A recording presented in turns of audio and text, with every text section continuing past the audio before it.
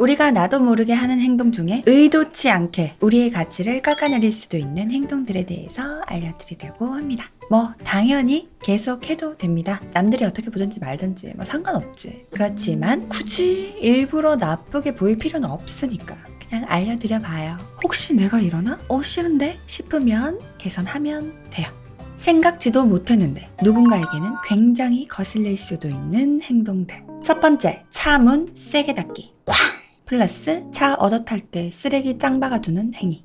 이건 부모님 차 외 타인의 차를 많이 타보지 않은 나이일수록 좀 더 그럴 수 있는데, 암튼 옛날 차량에는 차들이 문을 살살 닫으면 덜 다치는 경우가 많았어요. 근데 사실 요즘은 엄청 오래된 차량이 아니라면 대부분은 살살 닫아도 잘 닫힙니다. 꼭 차를 막 엄청 아껴서 그런 게 아니라 내가 운전석에 있거나 아니면 나는 차 안에 있는데 차에서 내리는 사람이 문을 쾅 하고 닫으면 차 내부에서는 소리가 굉장히 크게 들려요. 혹시나 내가 내릴 때 문을 팍 닫았는데 안에 타고 있던 사람이 놀래라, 차문 부서지겠어, 이런 반응을 했다면 일단 기분이 썩 좋진 않다는 거니까 눈치채셔야 해요. 차를 소중히 다루는 사람에게는 굉장히 속상한 일이 될 수도 있고, 센서티브한 사람에게는 뭐지? 화났나? 라고 생각될 수도 있고, 솔직히 저는 문을 그렇게 쾅 닫으면 뭘 얼마나 모르는 거야 하는 생각이 듭니다. 이 감정의 포인트는 남의 물건을 소중하게 다루지 않는 태도예요. 아무튼 이거 좋은 거 아니니까 몰랐다면 고치자. 안 하면 무조건 나에게 좋다. 두 번째, 1번과 반대입니다.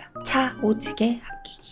타고 있던 사람이 실수로 차문을 탁 열다가 살짝 콕 소리가 났는데, 물론 평소에 남의 물건도 소중하게 다루는 사람이고 본인 차도 소중하게 다루는 사람이면 이런 순간에 순간 빠직 할 수 있는데, 그래도 막 대놓고 막 소리 지르고 무안 주고 너무 그러지는 말자고. 가슴 아파, 소중히 다뤄줘, 이런 식으로 예쁘게 말해주세요. 문콕한 사람한테 나는 좋게 말해줬는데 쥐가 차 문콕해놓고 야, 차 가지고 진짜 쪼잔하게 구네, 이렇게 나오는 사람이랑은 그 사람이 못 배운 사람이니까 빠이 하면 됩니다. 1번, 2번의 핵심은 남의 것을 소중하게, 이 마인드가 기본. 여기에 나의 것은 좀 쿨하게 내어주면 제일 좋다, 이건데, 다시 한번 내가 좋게 말을 했는데 무개념으로 나오는 사람은 정리를 해야 하는 사람입니다. 알죠? 제일 최악은 내 건 오지게 아끼고 남의 것은 막 쓰는 거. 최악. 세 번째, 쩝쩝거리고 먹기 플러스 음식 뒤적이기 플러스 입에 음식을 담고 계속 말하기.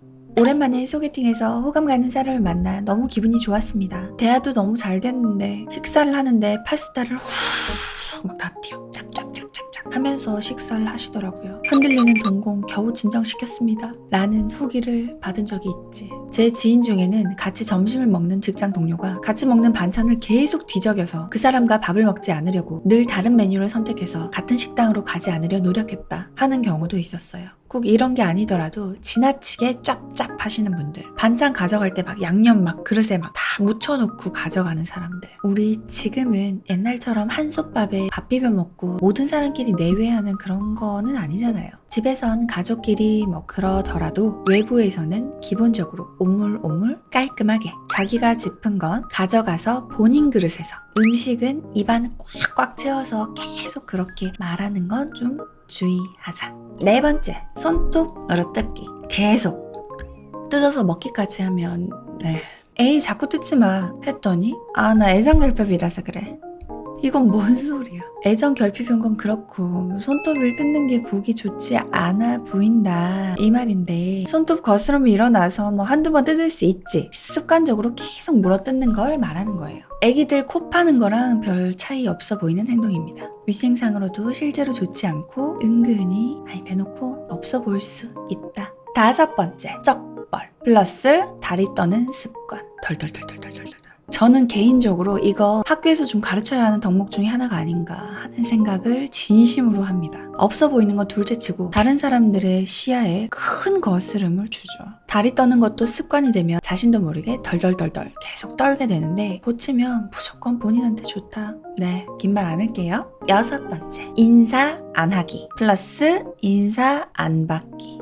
제 영상 어딜 가나 사랑받는 사람들의 특징 여기서 말했었는데 어딜 가도 환영받는 사람들은 늘 밝게 먼저 인사합니다. 안녕하세요. 감사합니다. 잘 먹겠습니다. 이걸 다 알고 살아요. 근데 그 반대로 인사를 절대 안 하는 사람이 있어요. 안 하다 보니 그게 습관이 된 거죠. 먼저 하면 제일 좋지만 그것까진 아직 어색하다면 적어도 누군가가 먼저 하는 인사는 잘 받아주세요. 간혹 인사해도 안 받아주니까 저도 그냥 짜증나서 인사 안 해요 하는 경우가 있는데 그럼 똑같은 사람 되는 거야. 받아주면 좋겠지만 안 받아주는 건 뭐 저쪽 사정이고 나는 그냥 인사하자. 똑같아질 필요 없잖아. 안녕하세요. 눈 마주치면서 그냥 계속 하세요. 기분 나빠하지 말고. 그럼 주변에서 다 봐요. 저 사람 이상한 거. 알겠죠? 내가 인사하는 사람인 게 중요한 거예요. 우리는 밝게 인사하는 습관을 들입시다. 7번째, 기본적인 맞춤법 계속 틀리기. 요즘 맞춤법 얘기는 워낙 많이 하니까 그래도 많이 나아진 것 같지만 끊임없이 계속 틀리죠. 아직도 연애를 연예라고 하더라고.